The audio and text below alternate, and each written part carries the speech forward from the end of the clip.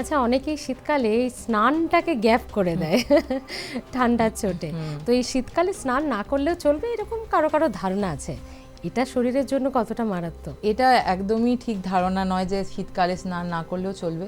স্নান হচ্ছে আপনার ওভারঅল বডিকে পরিষ্কার রাখে। তাছাড়াও আমাদের যে থার্মো রেগুলেটরি সিস্টেম, বডি যে একটা টেম্পারেচার মেনটেনেন্স, এগুলোতেও কিন্তু স্নান একটা ইম্পর্টেন্ট রোল প্লে করে। তো সেগুলোতে যদি আপনি না করেন তাহলে এই যে সিস্টেমগুলো, থার্মো রেগুলেটরি সিস্টেম বলুন, নিজেকে পরিষ্কার রাখা, পরিষ্কার না রাখলে সেখান থেকে ইনফেকশন, এই সব কিছুই তো আমাদের বডিকে এফেক্ট করবে। সেই জন্য শীতকাল হলেও চেষ্টা করবেন যাতে অ্যাটলিস্ট রোজ স্নানটা করা যায়। আচ্ছা, আমি না এক জায়গায় এটা শুনছিলাম, শীতকালে কনকনে ঠান্ডা জলে স্নান করলে সাডেন মানে কার্ডিয়াক অ্যারেস্ট, হার্ট অ্যাটাক বা স্ট্রোক এগুলো হতে পারে। মানে এটা কি হয়? এটা অবশ্যই, এটা একদম সত্যি কথা। কেন এটা?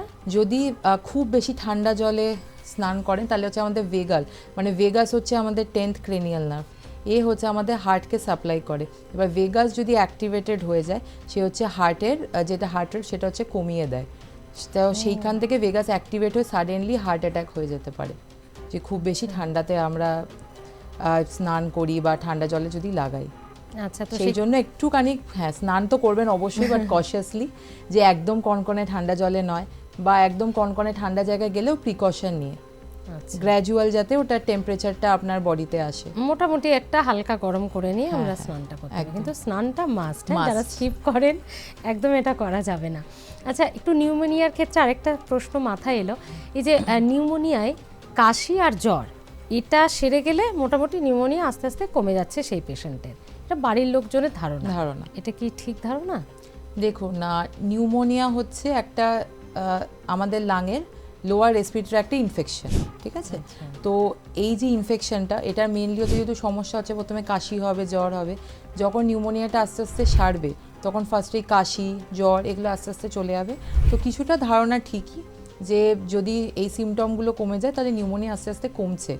কিন্তু এইটার মানে এটা নয় যে কাশি কমে গেছে, জ্বর কমে গেছে মানে আমি যে অ্যান্টিবায়োটিক থেরাপি আপনাকে যে ডাক্তারবাবু দিয়েছেন সেটা আপনি বন্ধ করে দেবেন, সেটা কিন্তু অবশ্যই করবেন না। কারণ সেটা করলে যেটা হবে যে রেজিস্ট্যান্ট যে অর্গানিজমগুলো, মানে প্রতিটাই তো একটা ব্যাকটেরিয়া বা ভাইরাস দ্বারা হচ্ছে নিউমোনিয়াটা। ভাইরাসের বিরুদ্ধে কোনো রকমভাবে অ্যাজ সাচ তেমন ওষুধ নেই, but bacteria infection secondarily to virus হয়েই যায়। তো যে অ্যান্টিবায়োটিকটা দেওয়া হয়েছে ওটা যদি ফুল কোর্স কমপ্লিট আমরা না করি, তাহলে যে ব্যাকটেরিয়াটা ওখানে ইনফেক্ট করেছে সে আরও বেশি শক্তিশালী হয়ে যায়। পরবর্তীকালে ওই একই ওষুধে তার বিরুদ্ধে কাজ হয় না, সেটাকে বলা হচ্ছে অ্যান্টিবায়োটিক রেজিস্ট্যান্স। তো এই জিনিসটা মাথায় রেখে কিন্তু অবশ্যই চিকিৎসাটা কমপ্লিট করতে হবে। আচ্ছা ম্যাডাম, এই নিউমোনিয়া, অ্যাজমা বা হাঁপানি, শ্বাসকষ্ট, সিওপিডি, এগুলো কোনটা বয়স্কদের রোগ আর কোনটা বাচ্চাদের রোগ? নিউমোনিয়া তো যে কোনো বয়সেই হতে পারে, বাট যেরকম বললাম যে স্ট্রাকচার লাং ডিসঅর্ডার, ফুসফুসে যদি কোনো রকম স্ট্রাকচারের মানে পরিকাঠামোর যে সমস্যা থাকে তাহলে যে কোনো বয়সেই সেটা হতে পারে। অ্যাসমা মেনলি বাচ্চাদের হয়, অ্যালার্জি দ্বারা হয় মেনলি। আর সিওপিডি হচ্ছে একটু বয়স্কদের, মিনিমাম 40 এজের বা মোস্টলি দেখা যায় 50-র ওপরে, যাদের স্মোকিংয়ের হিস্ট্রি থাকে তাদের বেশি দেখা যায়। আচ্ছা, বুকে এই যে ঘর ঘর করে আওয়াজ হওয়া বা কাশির সময়, মানে কারো হয় শুকনো কাশি, কারো হয় খুব কফযুক্ত বুকে ঘর ঘর করে আওয়াজ করা, তো এই ব্রঙ্কাইটিসের সঙ্গে এই সিমটমসগুলোর কি কোনো যোগাযোগ আছে? হ্যাঁ, ব্রঙ্কাইটিস তো যে কোনো কারণেই হতে পারে। সিওপিডির তো দুটো পার্ট আছে, একটা হচ্ছে এমফাইসিমা, যেটাদের মধ্যে ফুসফুসের মধ্যে ছোট ছোট জায়গা হাওয়া জমতে থাকে, এবং সেটা যখন শ্বাস আমরা ছাড়ি সেটা ফুললি বেরোতে পারে না বলে হাওয়াটা জমতে থাকে প্রতিবার। এবং আরেকটা আছে ক্রনিক ব্রঙ্কাইটিস, যার মধ্যে হাওয়া অতটা জমে না, কিন্তু এই যে কফ প্রোডাকশন আর যে কাশি আর তার সাথে যে কফ, যে পাকা পাকা কফ উঠে থাকা, সেই জিনিসগুলো হয়। তো যদি কেউ স্মোকার হয়, তার এরকম সিমটম হয়, তাহলে তাকে কিন্তু অবশ্যই গিয়ে ইভ্যালুয়েট করাতে হবে যে তার ক্রনিক ব্রঙ্কাইটিস আছে কিনা। এছাড়াও বাচ্চাদের একটা হতে পারে, সেটা মেনলি যদিও ব্রঙ্কিওলাইটিস হয়, মানে আমাদের শ্বাসনালীটা প্রথমে তো বড় ট্র্যাকিয়া আছে, তারপর বড়গুলো আছে হচ্ছে ব্রঙ্কাস, একদম ছোটোগুলোকে বলা হচ্ছে ব্রঙ্কিওল। এই ব্রঙ্কিওলগুলোকে বাচ্চাদের মেনলি এফেক্ট হয়, সেগুলোকে হচ্ছে ব্রঙ্কিওলাইটিস। এগুলোতেও কিন্তু সিমিলার ওই একই রকমই বারবার করে কফ ওঠার এই একই সিমটম হতে পারে। আচ্ছা আচ্ছা, এই বাচ্চার খেতে না চাওয়ার সঙ্গে তার চেস্টের কোনো সমস্যা আছে, এরকম কি কোনো সিমটমস বা কোনো রোগ আছে? হতে পারে, নাও হতে পারে। কিছু বাচ্চা থাকে যারা এমনি খেতে চায় না, কিন্তু যদি খেতে না চাওয়ার সাথে দেখেন যে বাচ্চা অনেকটা নিস্তেজ হয়ে গেছে, ওর জ্বর আসছে, আগে যতটা খেলাধুলা করতো বা কথাবার্তা বলতে অতটা বলছে না, তাহলে কিন্তু একটা নিউমোনিয়া হওয়ার বা আন্ডারলাইন কিছু সমস্যা হওয়ার একটা চান্স আছে। অবশ্যই আপনার যেটা নিকটবর্তী যিনি পিডিয়াট্রিশিয়ান আছেন দেখিয়ে নেবেন। আচ্ছা, আর এই খেলাধুলা ব্যায়াম থেকে একটা কথা মাথায় এলো, এই শ্বাসকষ্ট, নিউমোনিয়া বা অ্যালার্জি, সিওপিডি এগুলো হলে ব্যায়াম করা, জিম করা, খেলাধুলা, ভারী কাজ এগুলো সব বন্ধ? না, একদমই নয়।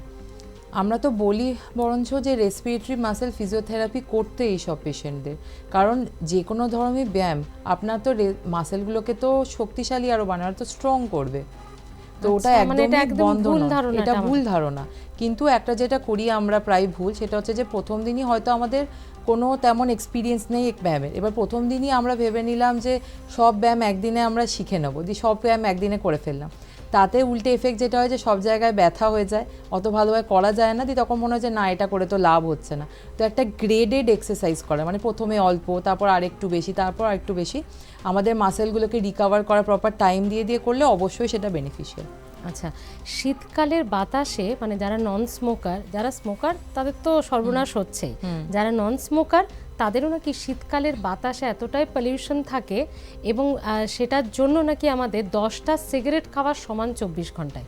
এটা কি মানে ঠিক? এটা একদম ঠিক। শীতকালে যেটা হয় সেটাকে বলা হয় হচ্ছে উইন্টার ইনভার্সন অফ পলিউশন। মানে নর্মালি কি হয়, যখন গরমকাল থাকে তখন এই পলিউশনের যে পার্টিকেলগুলো নিচের দিকে অতটা বেশি ট্র্যাপড হতে পারে না, কিন্তু শীতকালে যেটা হয় যে ঠান্ডা হাওয়ার সাথেই পলিউটেন্টগুলো নিচের দিকে ট্র্যাপড হয়ে যায়। তো নিচের লেয়ারে যেহেতু ট্র্যাপড হয়ে যায়, নর্মালি তো আগে ওটা হচ্ছিল না সামারে, উইন্টারে আপনার তো শ্বাস মানে যেটা আমাদের এনভায়রনমেন্ট, এটা থেকেই শ্বাস নিতে হবে। এবার এনভায়রনমেন্টেই যদি পলিউটেন্ট বেশি ট্র্যাপ হয়ে থাকে, তাহলে তো সেটা সিগারেট বা বিড়ি খাওয়ার মতনই হয়ে গেল। সেই জন্য ওভারঅল উইন্টারে আমাদের এইসব সমস্যা হওয়ার প্রবাবিলিটি বেড়ে যায়, কেউ যদি নন স্মোকার হয় তাদেরও।